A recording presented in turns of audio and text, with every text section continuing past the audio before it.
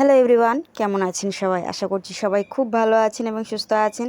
তো আমি চলে এসেছি আরও একটা নতুন ধরনের মিনি ব্লগ নিয়ে। আমি ঝুমুর এবং ঝুমুর লাইফস্টাইলে আপনাদের সবাইকে অনেক অনেক স্বাগত জানাচ্ছি বন্ধুরা। তো সকাল সকাল আঁকওয়ালা এসে গেছে, আর আঁকওয়ালা এলেই আমার মাকে আখের রস খেতে হয়।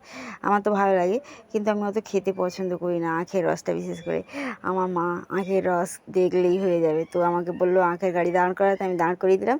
তো মা আখের রসটা খেয়ে নিল আর বাবার জন্য নিয়ে ঘুরছিল। খুব মজা হয় আমার এই জিনিসগুলো দেখতে। আমার বাবা আমার মাকে খুব ভালোবাসে, তো আমার বাবাও আমার মাকে ভালোবাসে। তো যাই হোক, আজকে তালের বড়া হচ্ছিলো। আজ দিদি তালের বড়া খেতে চেয়েছে। যে দিদিটার বিয়ে হয়ে গেছে, মানে দিদির তো ছেলে রয়েছে, ছোটো ছেলে, এখন বানাতে পারছে না। অন্যান্য সময় বানিয়ে আমাদেরকেই পাঠাতো, এবছর ও পারছে না। তো মা বললো ঠিক আছে, তালের বড়া আমি বানাবো, তোকে পাঠাবো। তো ওই জন্য মা আজকে বাবাকে দিয়ে তালা নিয়েছে আর সমস্ত জোগাড় করে বড়া করাও শুরু করে দিয়েছে।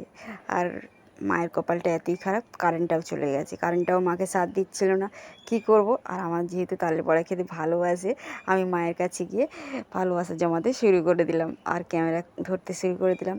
একটু লাইট দিয়ে, মানে লাইটও ধরছিলাম এক হাত দিয়ে, এক হাত দিয়ে ক্যামেরাও করে নিলাম। আর এর মধ্যে কিন্তু আমি বড়াটাও খাওয়া চালু রেখেছিলাম, কারণ আমার তো এরকমভাবে খাওয়ার হবে আর আমি চুপচাপ দাঁড়িয়ে থাকবো, সেটা হবে না। ভালো খাবার যখন। আর এই তালের বড়া তো প্রথম হচ্ছে এবছর আমাদের বাড়িতে। এর আগে আমার যে দিদিটার বিয়ে হয়নি, সেই দিদিটা তালের পিঠে বানিয়েছে, তালের পায়েস বানিয়েছে। ওগুলো আমার খেতে খুব একটা ভালো লাগে না। তালের বড়া খেতে আমার খুব ভালো লাগে। আর এক্ষুনি মা তালের বড়াটা বানাচ্ছিল। আর এখন তো দিনে সারাদিন মোটামুটি কারেন্ট থাকছে না, কী জানি কী প্রবলেম হচ্ছে। আর আজ তো রাতেও কারেন্ট চলে গেছিলো, মনে হচ্ছে মা তালের বড়া বানাচ্ছে, কারেন্টের লোকেরা মানে জানতে পেরে গেছিলো। তো ওই জন্য। আর বড়াগুলো দেখুন কী সুন্দর ভাজা হয়ে গেছে। এক থালা মা ভাইকে বাবাকে দিয়ে দিল খেতে।